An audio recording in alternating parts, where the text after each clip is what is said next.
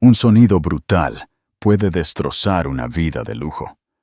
Para Elena Vázquez de la Serna, ese sonido fue el chasquido seco de la mano de su marido contra su rostro, un eco que reverberó por los asépticos y silenciosos pasillos de una clínica privada.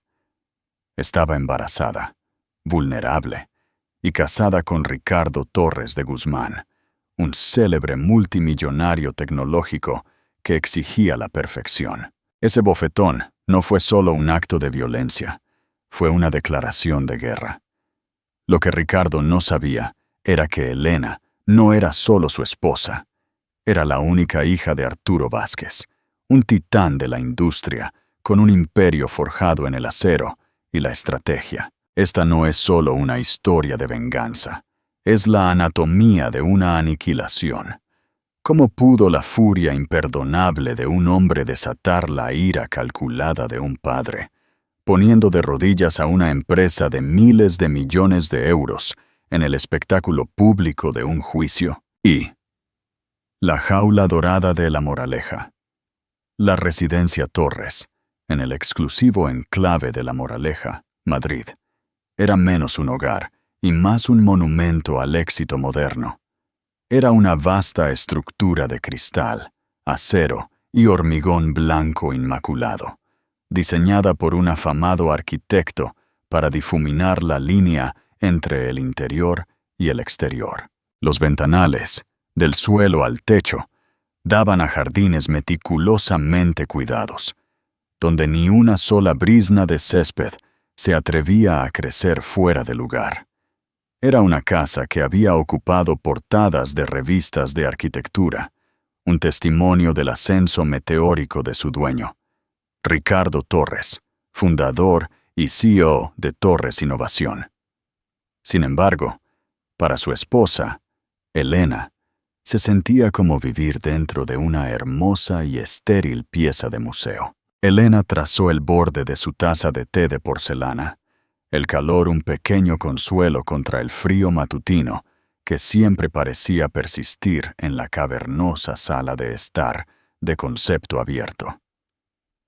Ricardo estaba sentado frente a ella en la mesa de mármol italiano de 6 metros, sin mirarla a ella, sino a la tableta apoyada junto a su plato de tostadas de aguacate intactas.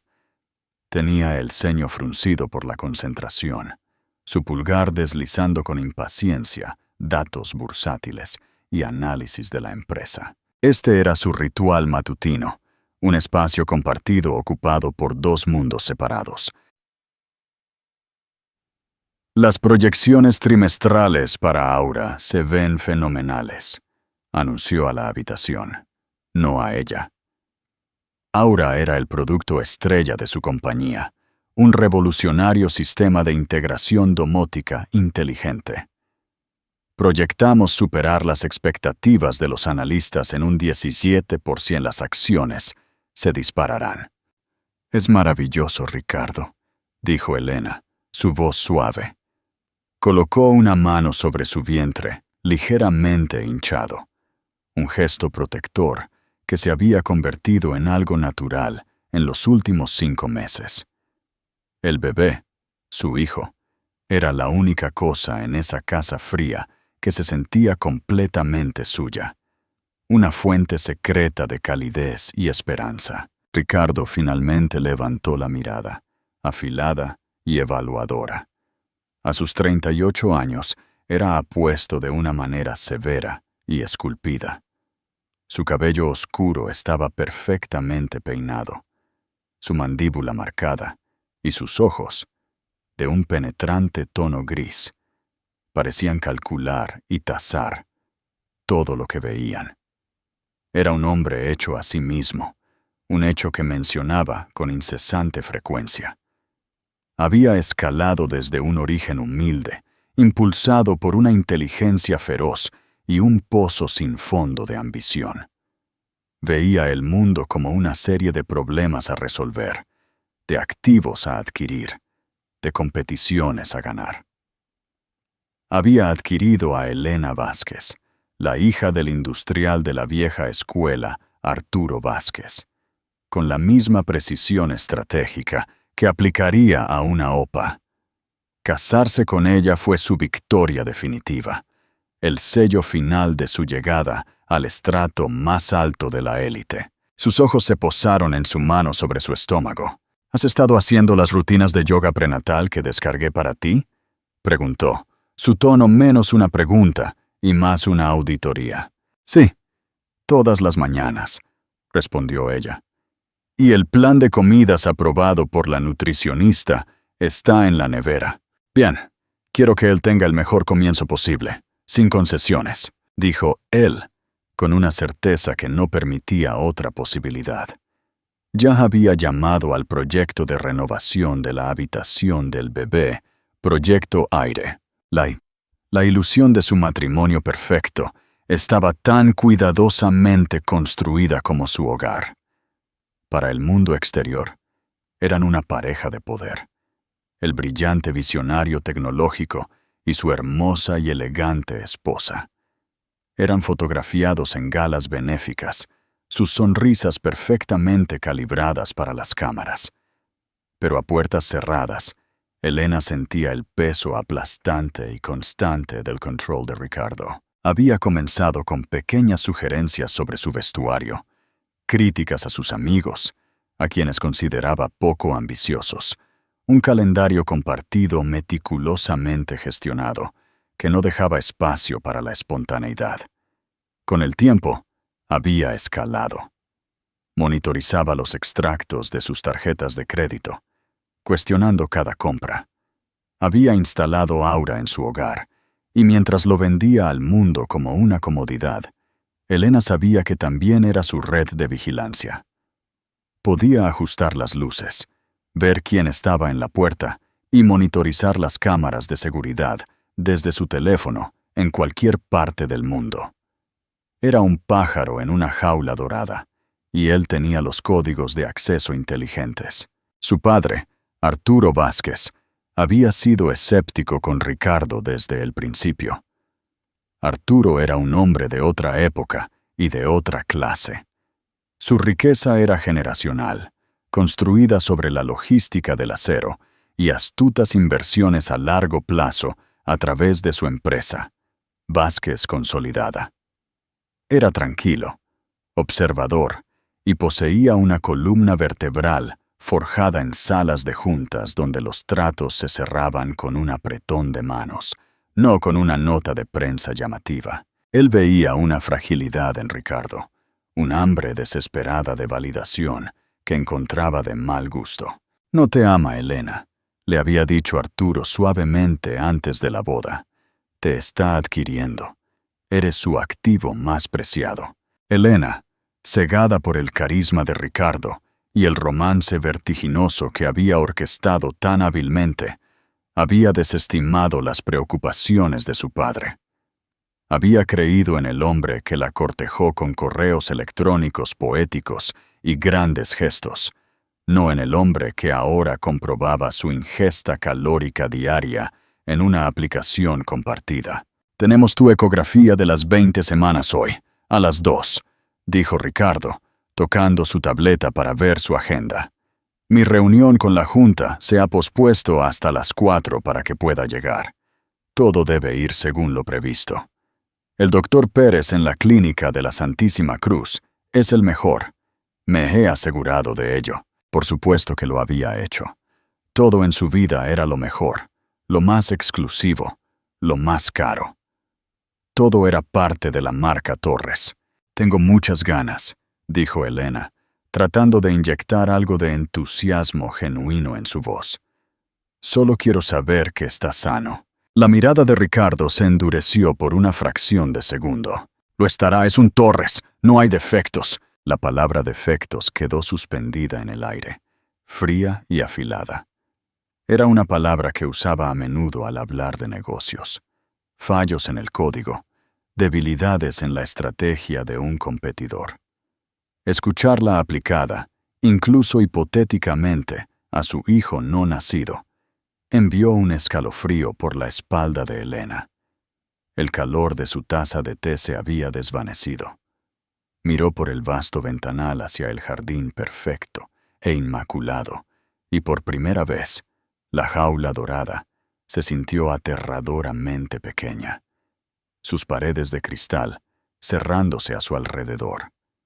El viaje a la clínica, que debería haber sido un momento de alegría compartida, ahora se sentía como otra evaluación de rendimiento que estaba destinada a suspender. Eso es, el grito del hospital. El ala privada de maternidad de la Clínica de la Santísima Cruz en Madrid estaba diseñada para calmar. Las paredes estaban pintadas en tonos suaves y tranquilizantes de verde espuma de mar. La iluminación era tenue y el aire olía ligeramente a lavanda. Era un santuario de tranquila anticipación, un mundo lejos de la energía frenética de la entrada principal del hospital. Pero para Elena, la atmósfera silenciosa solo amplificaba el sonido de su propio y ansioso latido del corazón. Ricardo caminaba a su lado, su mano no en la de ella, sino apoyada posesivamente en la parte baja de su espalda, guiándola como si fuera un objeto frágil y valioso. Asintió bruscamente a las enfermeras, su sonrisa un barniz fino y practicado de civismo que no llegaba a sus fríos ojos grises. Estaba interpretando el papel del padre cariñoso y expectante, pero su agarre era un recordatorio constante de su control. Dentro de la sala de ecografías, la doctora Ruiz, una mujer con ojos amables y un comportamiento tranquilizador, los saludó calurosamente. Elena, Ricardo, qué gusto verlos, listos para ver al pequeño. El procedimiento comenzó, y la sala estéril se llenó con el rítmico silbido del latido del corazón de su hijo. Era un sonido potente y constante, un pequeño tamborileo de vida que momentáneamente borró la ansiedad de Elena. Una imagen en blanco y negro parpadeó en la pantalla sobre ellos. A Elena se le cortó la respiración. Pudo ver un perfil diminuto y perfecto, un puño cerrado, la curva de una columna vertebral. Una ola de amor abrumador la invadió, tan potente que le hizo saltar las lágrimas. Ricardo, sin embargo, no miraba la pantalla con asombro. La observaba con la intensidad de un ingeniero estudiando un plano, buscando fallos. Todo se está desarrollando dentro de los parámetros esperados, ¿correcto? Todas las extremidades están presentes y proporcionales. La circunferencia craneal es óptima. Todo se ve maravilloso, Ricardo, dijo la doctora Ruiz, con una sonrisa paciente. Es un bebé muy activo y de aspecto saludable. Ahora, echemos un vistazo al corazón. La doctora pasó varios minutos largos maniobrando el transductor, su expresión volviéndose más concentrada. El silencio se estiró, espeso y pesado. Los dedos de Ricardo tamborileaban un ritmo impaciente en el reposabrazos de su silla. Elena contuvo la respiración, un nudo de pánico apretándose en su estómago. Finalmente, la doctora Ruiz se giró desde la pantalla, su sonrisa profesional flaqueando ligeramente. Bueno, comenzó con cuidado. Su corazón es fuerte y su estructura es generalmente muy buena. Sin embargo, estoy viendo una pequeña SAVE, una comunicación interventricular. El tamborileo de Ricardo se detuvo. ¿Una qué? Habla en español, doctora. Es un pequeño orificio en la pared que separa las dos cámaras inferiores del corazón, explicó con calma. De hecho, es una de las afecciones cardíacas congénitas más comunes. En muchísimos casos, estos pequeños orificios se cierran solos durante el primer año de vida. Simplemente tendremos que monitorizarlo con cardiología pediátrica después de que nazca. La mente de Elena se aceleró, llena de una mezcla de miedo y confusión. ¿Un agujero en su corazón? ¿Está en peligro? ¿Necesitará cirugía? Es muy poco probable que sea peligroso, Elena. El orificio es pequeño, y por lo que puedo ver, su flujo sanguíneo no está comprometido significativamente. Es altamente probable que se resuelva solo sin ninguna intervención. Solo tenemos que estar vigilantes, la tranquilizó la doctora Ruiz. Pero Ricardo no estaba escuchando la tranquilidad. Se había obsesionado con 3 palabras: defecto, condición, agujero. Su rostro, que había sido una máscara de calma corporativa, comenzó a desmoronarse. Un rubor oscuro se extendió por su cuello. ¿Un defecto?, repitió, su voz peligrosamente baja. ¿Me está diciendo que es defectuoso? Ese no es el término que yo usaría, señor Torres, dijo la doctora Ruiz, su tono volviéndose más formal. Es una condición común y manejable. Su hijo es, por todas las demás medidas, perfectamente sano. Ricardo se levantó bruscamente, su silla raspando ruidosamente contra el suelo. Esto es inaceptable. ¿Es genético? ¿Viene de ella? Gesticuló hacia Elena con un despectivo movimiento de mano, como si ella fuera una pieza de equipo defectuosa. Elena se encogió. La acusación escociendo más que cualquier golpe físico. Ricardo, para.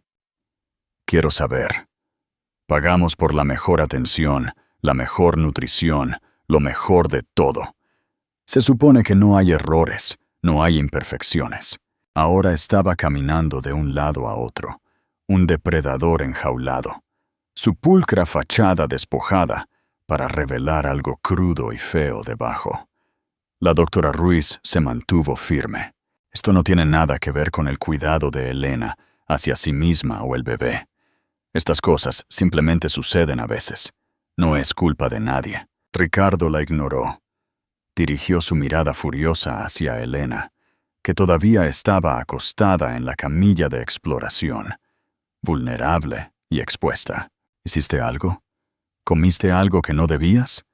¿Te saltaste uno de tus horarios de suplementos? No, Ricardo, por supuesto que no, susurró ella, su voz temblando. Sabes que he estado siguiendo todo a la perfección. ¿A la perfección? Entonces, explícame esto, siseó, señalando con un dedo la pantalla del ultrasonido. Esto es un fracaso, un fallo en el producto, la crueldad de sus palabras, comparando a su hijo no nacido con un producto defectuoso. Finalmente rompió el último hilo de la compostura de Elena. Él no es un producto, es nuestro hijo Ricardo, y nos necesita tranquilos y apoyándolo. No esto. Ahora estaban en el pasillo de la clínica. La doctora Ruiz había sugerido con tacto que continuaran su discusión afuera. Ricardo prácticamente había arrastrado a Elena fuera de la habitación. Las relajantes paredes verde espuma de mar del pasillo se sentían burlonas, un marcado contraste con la violenta confusión que se gestaba dentro de él. ¿Apoyar? ¿Quieres que apoye la mediocridad, la imperfección?, gruñó, acorralándola contra la pared. Su rostro estaba a centímetros del de ella, sus ojos encendidos con una rabia narcisista que nunca había visto de cerca. Una joven enfermera que empujaba un carrito se detuvo en el otro extremo del pasillo, con los ojos muy abiertos. «Es un bebé, no un balance», gritó Elena, su voz elevándose con una fuerza nacida de la desesperación y el instinto materno. «No tiene nada malo. Es algo pequeño que el médico dijo que probablemente se arreglará solo». «Yo no trato con probablemente, trato con certezas», rugió él. «Mi hijo debía ser perfecto, una extensión de mi éxito». «Me has fallado, Elena». Y entonces sucedió. En un destello de furia desenfrenada, levantó la mano. El sonido de su palma impactando con su mejilla fue un chasquido nauseabundo que silenció todo el pasillo. Fue agudo, fuerte y absolutamente definitivo. La cabeza de Elena se volteó, el impacto escociendo, dejándola en un momento de puro y candente silencio. El dolor físico era un sordo latido comparado con la profunda y desgarradora agonía de la traición. No fue solo un bofetón, fue la demolición total del hombre con el que pensó que se había casado. En su lugar, había un monstruo, su rostro contorsionado por una rabia aterradora en su intensidad. Se llevó una mano temblorosa a la mejilla, con los ojos muy abiertos por el horror y la incredulidad. Lo miró de verdad, y no vio nada del hombre encantador y ambicioso del que se había enamorado. Solo vio a un tirano, un matón, un hombre tan patológicamente obsesionado con el control que golpearía a su esposa embarazada en un pasillo de hospital por una imperfección percibida en su heredero no nacido. La enfermera al final del pasillo jadeó, llevándose la mano a la boca. Ricardo pareció notarla por primera vez, y un destello de conciencia, de pánico, cruzó sus facciones. Acababa de perder el control en un espacio público. Había creado un testigo. Dio un paso atrás, su expresión cambiando rápidamente de la rabia a una torcida apariencia de arrepentimiento. Elena, yo no quise, el estrés, pero sus palabras eran ruido sin sentido. El hechizo se había roto. La jaula dorada había sido destrozada, sus barrotes revelados como nada más que frío y duro hierro. En ese momento de claridad punzante, Elena Vázquez de la Serna tomó una decisión. No volvería a esa casa. No criaría a su hijo, perfecto o no, a la sombra de este hombre. Sin decir una palabra, se giró y se alejó de él. Cada paso fue deliberado, impulsado por una furia incipiente propia. Pasó junto a la enfermera conmocionada, con la barbilla en alto, su mano protectoramente sobre su hijo.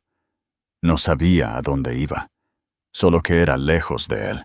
Mientras empujaba las puertas del ala de maternidad hacia la clínica principal, sacó su teléfono, sus dedos temblando, pero su propósito resuelto. Se desplazó a un contacto y presionó el botón de llamada. Una voz respondió al primer timbrazo, tranquila y firme.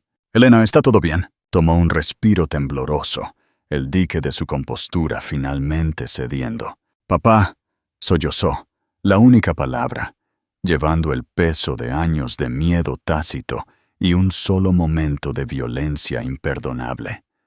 «Papá, ¿puedes venir a buscarme?» 3. La estrategia del general, la finca de los Vázquez en las afueras de Sevilla, era la antítesis de la caja de cristal de Ricardo en Madrid. Era una fortaleza del viejo mundo de piedra y hiedra, anidada entre hectáreas de encinas y alcornoques. La propiedad, conocida como El Robledal, había estado en la familia Vázquez durante 3 generaciones. Exudaba una sensación de permanencia, de fuerza tranquila e inquebrantable. El largo y sinuoso camino de entrada era una cámara de descompresión, dejando atrás la energía frenética del mundo financiero de Madrid. Aquí era donde Elena había crecido, y mientras el coche pasaba por las imponentes puertas de hierro, sintió una profunda sensación de volver a casa, de buscar santuario. Arturo Vázquez la estaba esperando en las grandes escaleras de piedra de la casa principal. Era un hombre alto y formidable, de unos 60 y tantos años, con una cabeza llena de pelo plateado y ojos del color de un cielo de invierno. Llevaba un simple jersey de cashmere y pantalones. Sin embargo, imponía más presencia que Ricardo en sus trajes, a medida de miles de euros. Observó cómo se acercaba el coche, su rostro una máscara ilegible, pero Elena vio la tormenta gestándose en sus ojos. En el momento en que salió del coche, sus brazos la rodearon. No habló, simplemente la sostuvo mientras los temblores que había estado reprimiendo finalmente sacudían su cuerpo. Hundió el rostro en su hombro, el familiar aroma a cedro y libros antiguos llenando sus sentidos, y lloró. Lloró por su matrimonio destrozado, por el miedo que sentía por su hijo y por su propia necedad al ignorar las advertencias de su padre. Arturo la sostuvo hasta que los sollozos disminuyeron, su mano acariciándole el cabello. La guió adentro, pasando por el revestimiento de madera oscura y los retratos ancestrales que bordeaban el gran pasillo, hasta su despacho. Era su centro de mando, una habitación llena de libros encuadernados en cuero, mapas antiguos y el zumbido silencioso del poder. Un fuego crepitaba en la masiva chimenea de piedra. La acomodó en un sillón profundo de cuero y le sirvió un vaso de agua, sus movimientos tranquilos y deliberados. Solo cuando estuvo instalada, habló. Su voz, un rugido bajo y peligroso. «Cuéntame todo», dijo, «y no omitas ni un solo detalle». Así lo hizo. Comenzó por la mañana, con la fría obsesión de Ricardo por las proyecciones y la perfección. Relató la tensa atmósfera en la sala de ecografías, la suave explicación de la doctora y la horrible reacción de Ricardo. Su voz se quebró al describir sus palabras. Defecto, fallo en el producto. Y luego, su voz cayendo a un susurro, le contó sobre el bofetón en el pasillo, el sonido, el escozor, la humillación absoluta. También le habló de la enfermera, que lo había presenciado todo.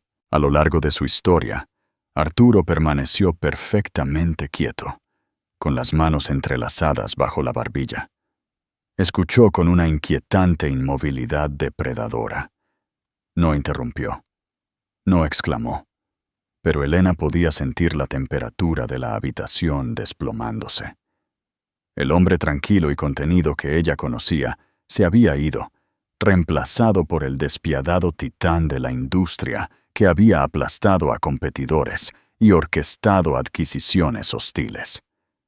El formidable CEO de Vázquez Consolidada estaba ahora centrado en un singular nuevo objetivo: Ricardo Torres.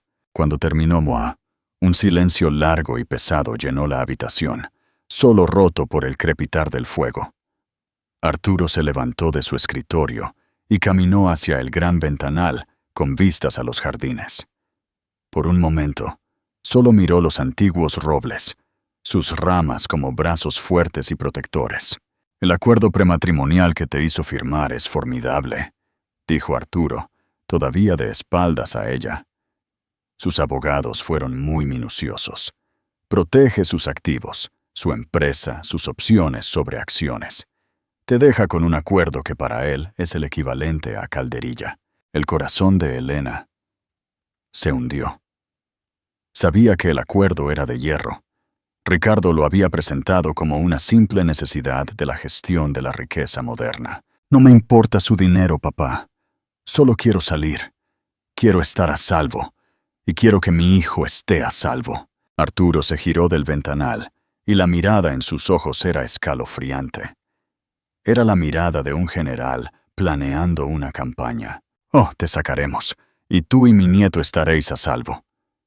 «Pero me has malinterpretado, Elena. No me preocupa su dinero. Voy a quitarle algo mucho más valioso. Voy a tomar su empresa. Voy a desmantelar la misma cosa que lo define, pieza por pieza, hasta que se quede sin nada más que la humillación pública que se merece». La audacia de la declaración la sorprendió. «¿Pero cómo? Torres Innovación vale miles de millones. Es un niño mimado de los medios». «Los niños mimados de los medios arden con más brillo justo antes de apagarse», dijo Arturo con frialdad. Construyó su imperio sobre una percepción de éxito impecable y agresivo. Vamos a destrozar sistemáticamente esa percepción. Ha cometido 2 pecados imperdonables esta noche. Primero, le puso una mano encima a mi hija. Segundo, lo hizo en un lugar con testigos. Nos ha dado lo único que necesitaba: una causa justa y un escenario público». Cruzó la habitación hasta su escritorio y cogió el teléfono, presionando un botón de intercomunicación. Elena, por favor, ponme a Isabel Cifuentes al teléfono. La necesito en la finca dentro de la hora. Isabel Cifuentes era la jefa de litigios de Vázquez Consolidada. Era una abogada brillante, de mente aguda y unos 40 años, conocida por su tenacidad y su habilidad para encontrar ventajas donde parecía no existir ninguna. Era el arma de Arturo, y estaba a punto de apuntarla directamente a Ricardo Torres. «¿Qué vas a hacer?», preguntó Elena, un temblor de miedo y asombro en su voz. Arturo se sentó frente a ella, tomando sus manos entre las suyas. Su agarre era firme y tranquilizador. «Primero, Isabel solicitará una orden de alejamiento de emergencia e iniciará los procedimientos de divorcio. Los motivos serán diferencias irreconciliables, citando violencia doméstica. El incidente de la clínica y nuestra testigo clave, la enfermera, serán la piedra angular. Esto mueve la batalla al dominio público, manchando inmediatamente su imagen cuidadosamente elaborada». Continuó exponiendo su estrategia con fría precisión. «Segundo, voy a cobrar algunos favores. Torres Innovación tiene varios contratos empresariales importantes. Conozco personalmente a los CEOs de 2 de sus mayores clientes. Tendré una conversación tranquila, expresando mi preocupación familiar por la estabilidad de Ricardo. Un CEO que es acusado públicamente de golpear a su esposa embarazada es un activo volátil. Crea incertidumbre. A las juntas directivas les repugna la incertidumbre. Tercero», continuó, sus ojos como trozos de hielo, «investigaremos. El ascenso de Ricardo ha sido demasiado rápido, demasiado perfecto. Hombres como él, obsesionados con la imagen y con un miedo patológico al fracaso, a menudo toman atajos, inflan números, doblan las reglas, esconden esqueletos. Contrataremos a la mejor firma de contabilidad forense del país. No vamos a buscar una aguja en un pajar. Vamos a quemar todo el pajar y ver qué metal queda en las cenizas». Elena miró fijamente a su padre, hipnotizada por la pura ferocidad, calculada de su plan. Este era un lado de él que rara vez veía, el lado que había construido y protegido un imperio durante 40 años. Era aterrador, y era lo más segura que se había sentido en todo el día. No solo estaba planeando un divorcio, estaba planeando una aniquilación. «Él se defenderá», susurró Elena. «Es despiadado».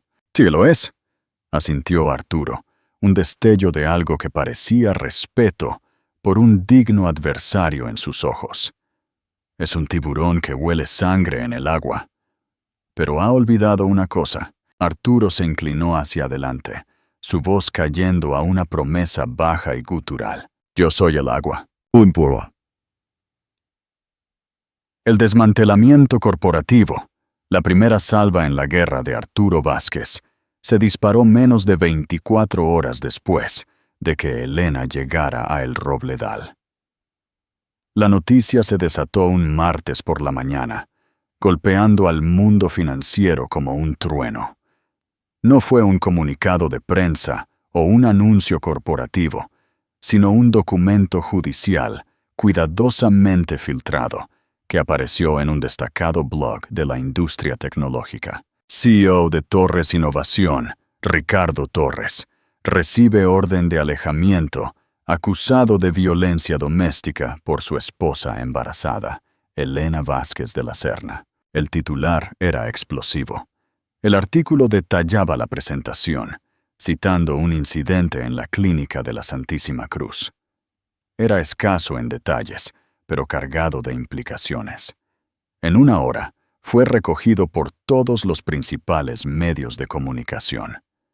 Ricardo Torres, el chico de oro de la tecnología española, el visionario que hablaba en conferencias sobre la construcción de un futuro mejor, ahora se enfrentaba a acusaciones que eran tóxicas para su marca. La respuesta de Ricardo fue rápida y arrogante.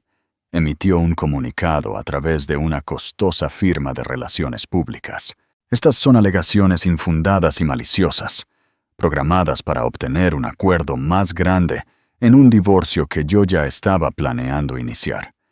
Es un movimiento desesperado e indigno por parte de una mujer con problemas y su familia.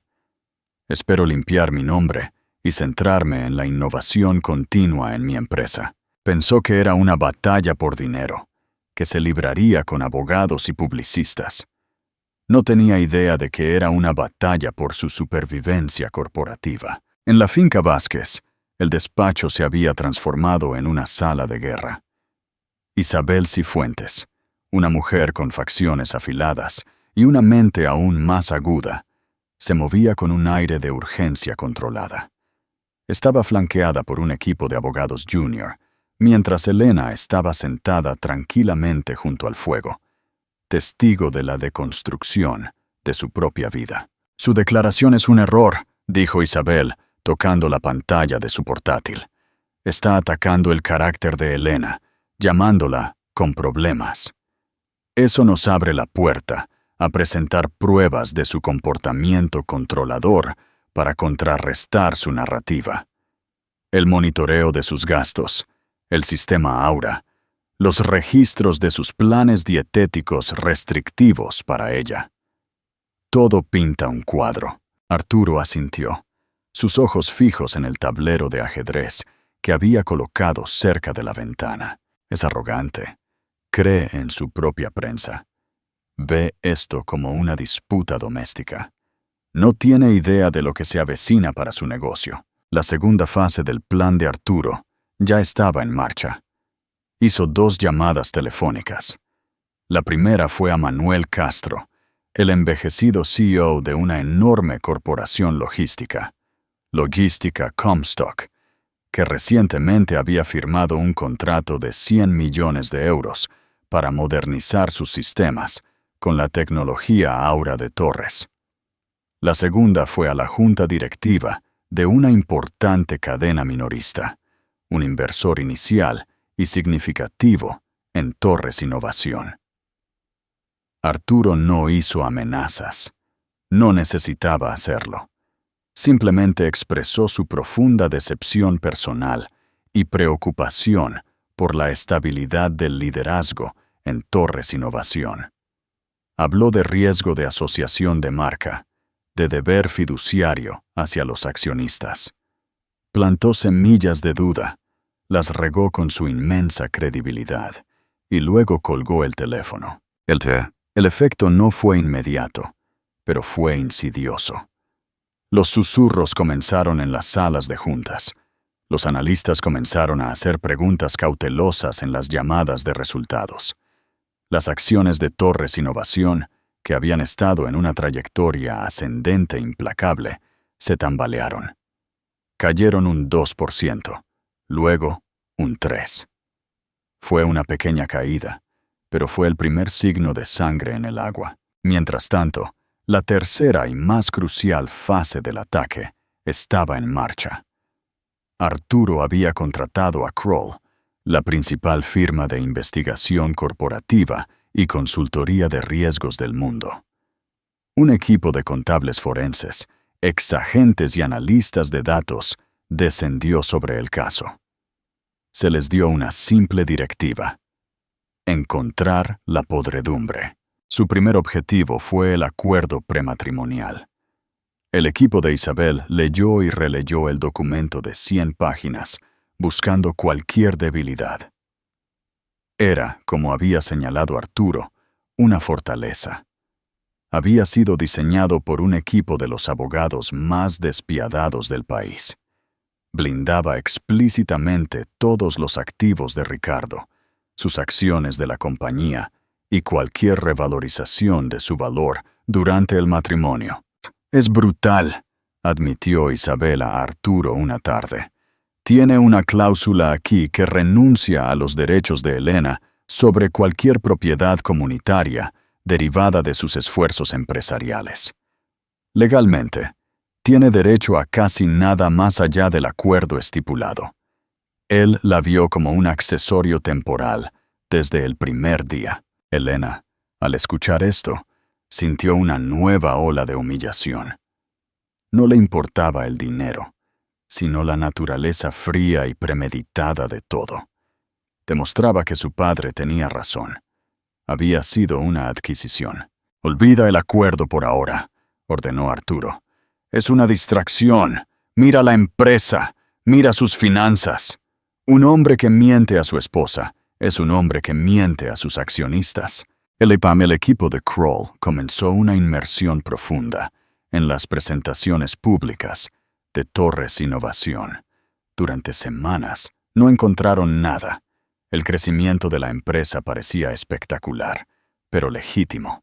Sus ingresos, su adquisición de usuarios, sus costes, sus márgenes de beneficio. Todo parecía estar en orden. Los abogados de Ricardo estaban bloqueando sus solicitudes de divulgación en el caso de divorcio, utilizando el acuerdo prematrimonial como escudo para afirmar que sus finanzas empresariales eran irrelevantes para el procedimiento. El avance provino de una fuente inesperada. No fue en un balance o una presentación de la CNMVA, Comisión Nacional del Mercado de Valores. Vino de un ex empleado descontento. Los investigadores, lanzando una red amplia, habían estado entrevistando a personas que habían dejado Torres Innovación en los últimos 2 años. La mayoría estaban sujetos a estrictos acuerdos de no divulgación.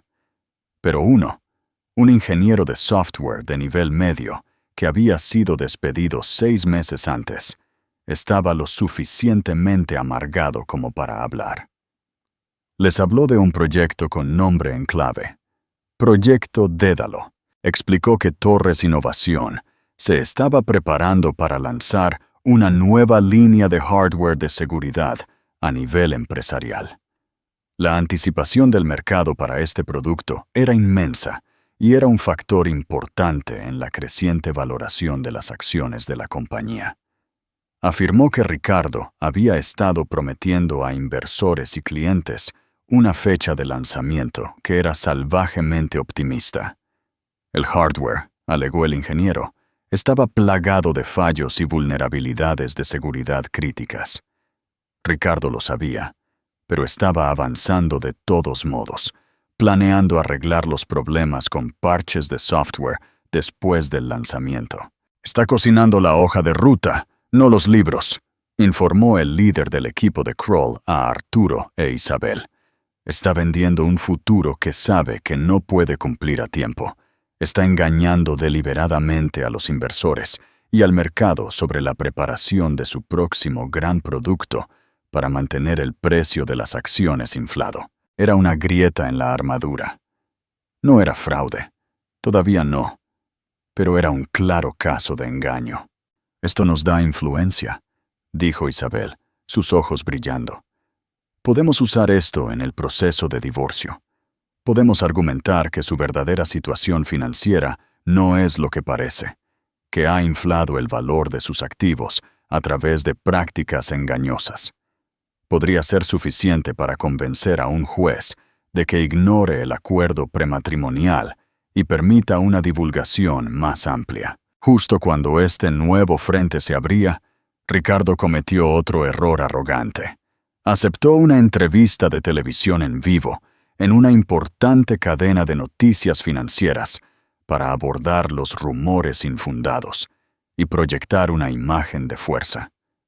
En pantalla, estaba seguro y encantador.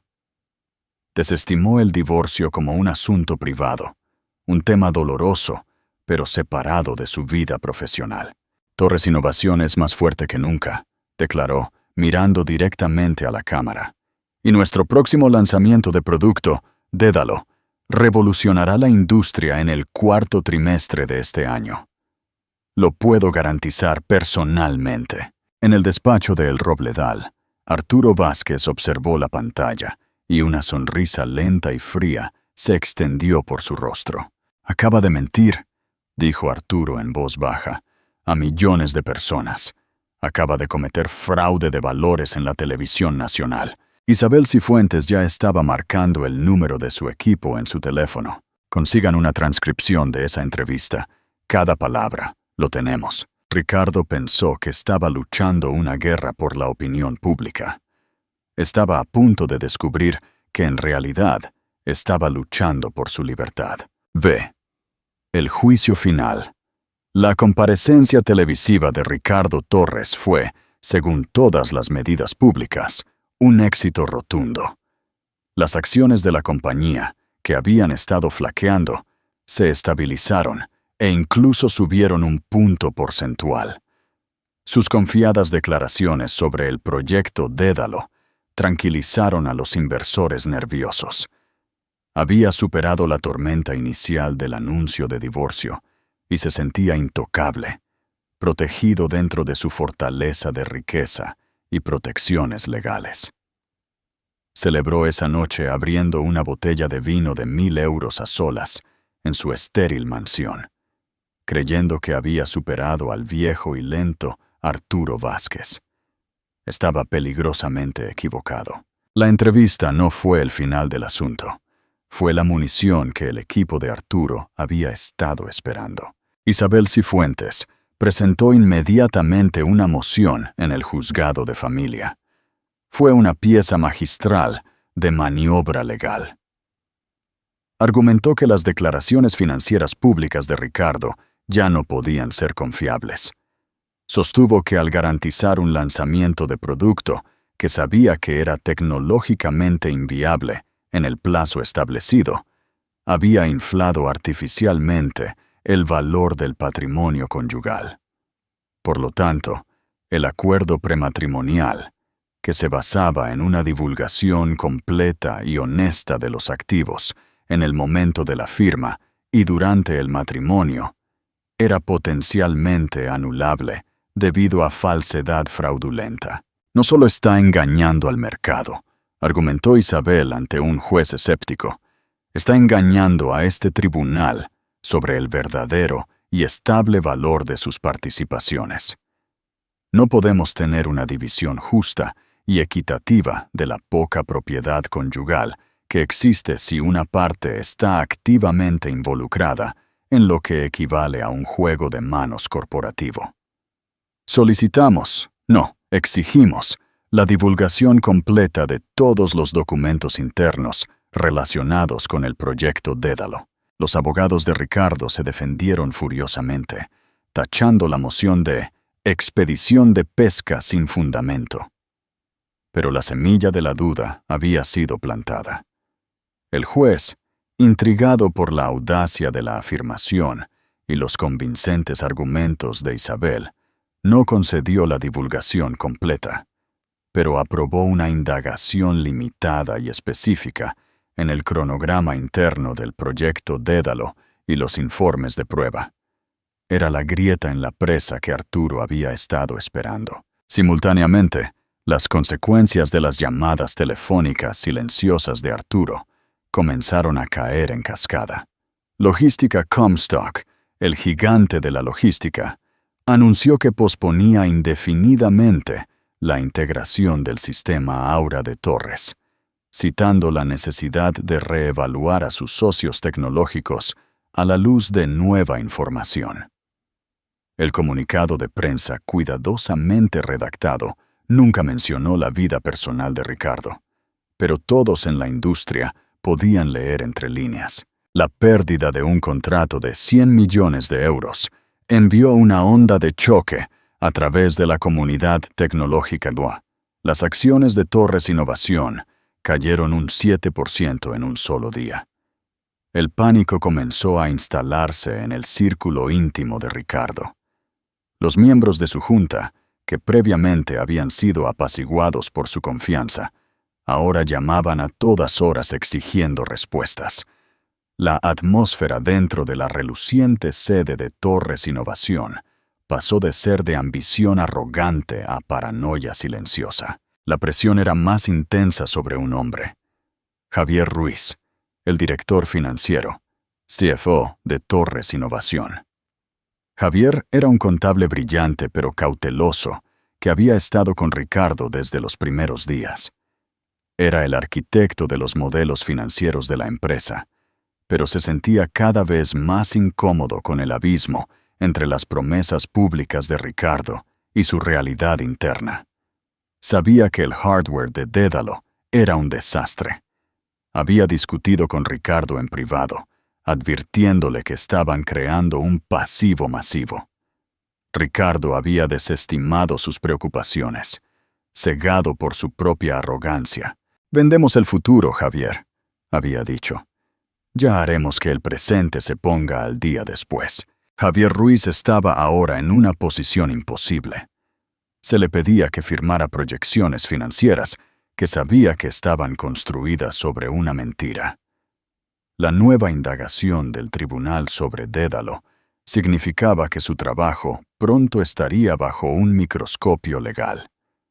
Tenía una familia, una reputación y una licencia profesional que proteger. Su lealtad a Ricardo estaba siendo rápidamente erosionada por su instinto de autoconservación. Arturo Vázquez, un maestro en la comprensión de la motivación humana, sospechó esto. No necesitaba pinchar a la compañía. Solo necesitaba aplicar la presión correcta y esperar a que el eslabón más débil se rompiera.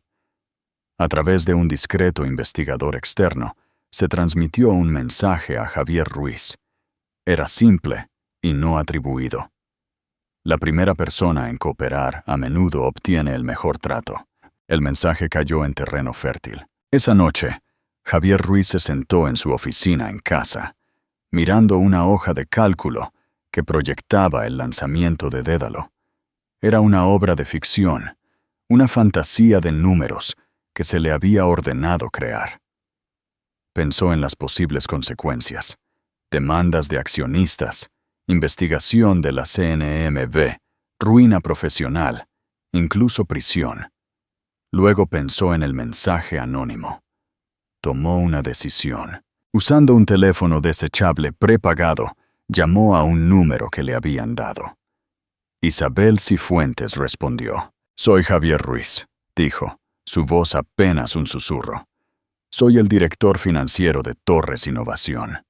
Creo que tengo información que será de su interés y del señor Vázquez. Estoy dispuesto a hablar, pero necesitaré garantías». Protección era la llamada hacia la que el equipo Vázquez había estado trabajando durante semanas. En una reunión secreta organizada en una sala de conferencias de un hotel anodino, Javier Ruiz lo expuso todo. Trajo consigo un maletín ignífugo que contenía un disco duro. En él estaban los informes internos de I+D reales para el proyecto Dédalo, una letanía de pruebas fallidas, fallos de seguridad críticos y plazos realistas que proyectaban un lanzamiento con al menos un año, posiblemente 2, de retraso con respecto a las promesas públicas de Ricardo. Pero tenía algo más condenatorio. «No es solo el cronograma», dijo Javier, con el rostro pálido. «Hay más. Para cubrir los sobrecostes del presupuesto de I+D, para Dédalo, Ricardo ha sido creativo con nuestra contabilidad», explicó el esquema. Ricardo había estado capitalizando gastos operativos, tratando costes rutinarios como marketing y mantenimiento de software como inversiones a largo plazo en el balance. Esta práctica, una grave violación de los principios de contabilidad generalmente aceptados, PCGA, hacía que la empresa pareciera mucho más rentable de lo que realmente era. Ocultaba los crecientes costes del proyecto Dédalo fallido e inflaba artificialmente los ingresos netos de la empresa trimestre tras trimestre. Esta era el arma humeante. Esto no era solo engañar a los inversores. Era fraude financiero absoluto. Ricardo Torres no solo había mentido en la televisión. Había construido todo su imperio sobre una base de mentiras. El engaño se extendía hasta el núcleo mismo de su empresa. Isabel Cifuentes miró los documentos que Javier le proporcionaba. Su expresión, una mezcla de incredulidad y sombría satisfacción. Sabía que tenía en sus manos una sentencia de muerte corporativa. Inmediatamente llamó a su contacto en la Comisión Nacional del Mercado de Valores, CNMV, mientras Ricardo Torres estaba ocupado con sus abogados, tratando de limitar el alcance de la indagación del juzgado de familia sobre Dédalo. Una tormenta mucho más peligrosa y poderosa se estaba gestando. Estaba tan centrado en la batalla pública con su esposa, que nunca vio la aniquilación corporativa que estaba a punto de caer sobre él. Las grietas en su imperio ya no eran solo visibles. Estaban a punto de hacer que toda la estructura se derrumbara. La sentencia y el legado. El escenario era un juzgado de familia en Granada, un lugar que generalmente lidiaba con disputas de custodia y divisiones de bienes, no con los intrincados detalles del fraude corporativo. Ricardo Torres llegó con su equipo legal, luciendo inmaculado en un traje gris carbón. Proyectaba un aire de confianza cansada, el poderoso CEO incomodado por un asunto doméstico desordenado.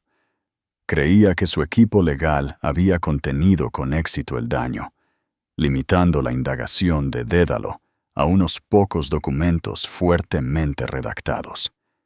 Esperaba una audiencia rutinaria para desestimar la moción frívola de Isabel Cifuentes. Estaba entrando en una emboscada. Elena se sentó junto a Isabel. Su tranquila compostura, un marcado contraste con la arrogancia de Ricardo. Lo miró directamente, no con odio o miedo, sino con un frío desapego que pareció desconcertarlo más que cualquier arrebato. Su padre, Arturo Vázquez, no estaba en la sala. No tenía necesidad de estarlo. Su trabajo ya estaba hecho. La audiencia comenzó, y el abogado principal de Ricardo argumentó con fuerza que los documentos de Dédalo eran secretos comerciales irrelevantes para el divorcio y que su divulgación dañaría irreparablemente a Torres Innovación y a sus accionistas. Entonces fue el turno de Isabel Cifuentes. Se puso de pie, tranquila y serena, y se dirigió a la jueza. «Señoría, el abogado del señor Torres tiene razón en una cosa. Esto es más que un simple cronograma de producto. Se trata de un patrón fundamental de engaño que va al corazón mismo de este caso y de la credibilidad del señor Torres. Y tenemos un testigo que puede hablar directamente de este engaño». Se giró hacia la parte trasera de la sala. La peticionaria llama al estrado al señor Javier Ruiz. Un murmullo recorrió la sala. La cabeza de Ricardo Torres se giró bruscamente hacia la entrada. Su rostro se puso blanco al ver a su propio director financiero, el hombre que conocía todos sus secretos, caminando decididamente hacia el estrado de los testigos. La máscara de calma se hizo añicos, reemplazada por una mirada de pánico puro y sin adulterar. Sus abogados se apresuraron, objetando furiosamente, pero la jueza, con su interés ahora intensamente agudizado, los desestimó. «Quiero escuchar lo que el señor Ruiz tiene que decir». Durante las siguientes 2 horas, bajo el interrogatorio preciso y metódico de Isabel, Javier Ruiz calmada y claramente destripó el imperio de Ricardo Torres. Testificó sobre el proyecto Dédalo, confirmando que Ricardo sabía que el producto no estaba cerca de estar listo y había engañado deliberadamente al público y a los inversores. Presentó los informes internos, que fueron admitidos como prueba, contrastando drásticamente con las declaraciones públicas de Ricardo. Luego Isabel avanzó hacia el golpe de gracia. «Señor Ruiz», preguntó, su voz resonando con autoridad. «¿Se limitó este patrón de engaño al proyecto Dédalo?» «No», respondió Javier, su voz firme. «No fue así». Luego detalló el fraude contable. Explicó en términos sencillos para el tribunal cómo Ricardo le había ordenado capitalizar incorrectamente los gastos operativos. Presentó las hojas de cálculo, las reales, que mostraban cómo los beneficios reportados de la empresa eran una ficción diseñada para ocultar sobrecostes masivos y apuntalar el precio de las acciones. Así que para ser claros, señor Ruiz, resumió Isabel, Torres Innovación no era tan rentable como afirmaba ser. Es correcto, dijo Javier. De hecho, estaba desangrándose. ¿Y el señor Torres estaba al tanto de esto? Él lo orquestó. Ricardo se estaba desmoronando visiblemente en la mesa del acusado. Le susurraba furiosamente a sus abogados, con el rostro cubierto de sudor. Había construido su identidad sobre la percepción de ser un genio impecable, un ganador. Y ahora, en un tranquilo juzgado de familia, su propio CFO lo estaba exponiendo metódicamente como un fraude y un mentiroso. Pero Isabel no había terminado. Tenía un último golpe devastador que asestar. Señoría, dijo, volviéndose hacia la jueza. Este testimonio no solo es relevante para este caso, demostrando un claro patrón de falsedad fraudulenta que debería invalidar el acuerdo prematrimonial, sino que ahora también es un asunto de otra jurisdicción. Como si fuera una señal, las puertas de la sala se abrieron de nuevo. Dos individuos con trajes oscuros entraron y se quedaron de pie en la parte de atrás. No eran abogados. Sus insignias los identificaban como agentes de la Comisión Nacional del Mercado de Valores, CNMV. Una tercera persona, una reportera de la Expansión, que había recibido un aviso anónimo, se deslizó tras ellos. El abogado de Ricardo saltó de su asiento. Señoría, ¿qué significa esto? Este es un asunto familiar privado. Dejó de ser un asunto privado. Abogado, dijo la jueza, con la voz teñida de hielo. Cuando su cliente presuntamente comenzó a defraudar a los accionistas. Parece que las consecuencias de las acciones del señor Torres ya no se limitan a esta sala. La magnitud total de la trampa era ahora aparente. Esto nunca fue solo sobre el divorcio. El juzgado de familia era simplemente el escenario que Arturo Vázquez e Isabel Cifuentes habían elegido para la ejecución pública de la carrera de Ricardo Torres. Habían utilizado el proceso de divulgación del tribunal para obtener legalmente la evidencia y el testimonio que necesitaban, y luego lo habían entregado en bandeja de plata a los reguladores federales. Isabel terminó su caso. La sala se quedó en silencio, el aire denso con el hedor de la ruina corporativa. Ricardo Torres se sentó desplomado en su silla, un hombre roto. Su riqueza, su reputación, su empresa. Todo había sido construido sobre una mentira, y todo había sido derribado en el espacio de 2 horas. Mientras la jueza llamaba a un receso, los agentes de la CNMVB se acercaron a la mesa de la defensa. Uno de ellos habló en un tono bajo y formal a Ricardo. «Señor Torres, tendremos que hablar con usted». La reportera de la Expansión ya estaba escribiendo furiosamente en su teléfono, elaborando el titular que estaría en todas las terminales por la mañana. CEO de Torres Innovación, acusado de fraude masivo en testimonio de divorcio. TNMV lanza investigación. Elena observó todo, no con triunfo, sino con un profundo y sombrío sentido de justicia. No sintió alegría en su destrucción, solo un lúgubre alivio.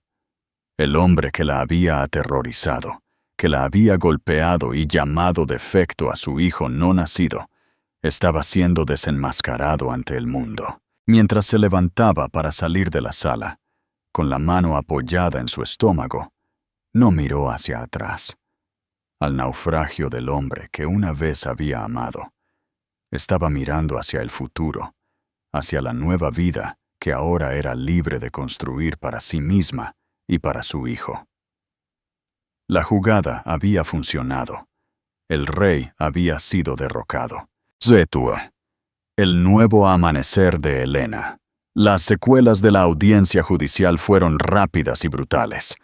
La historia de la expansión detonó una tormenta de fuego.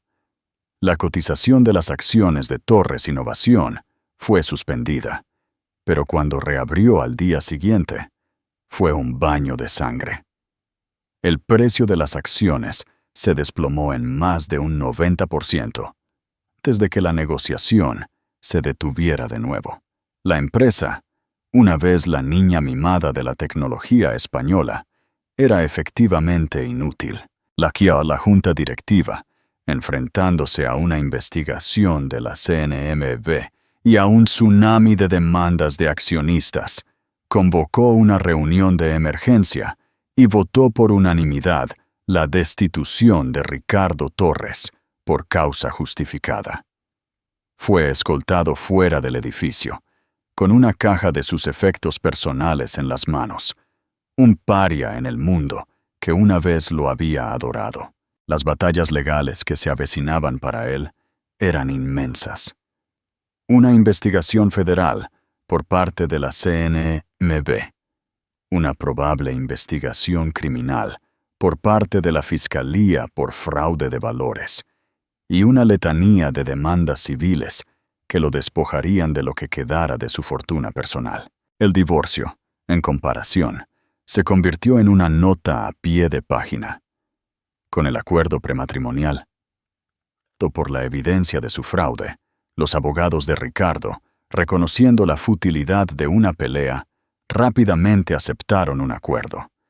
Elena no quería nada para sí misma, pero insistió en establecer un fondo fiduciario sustancial e intocable para su hijo. La mansión de La Moraleja, ahora un monumento a una caída espectacular, fue vendida para cubrir los honorarios legales.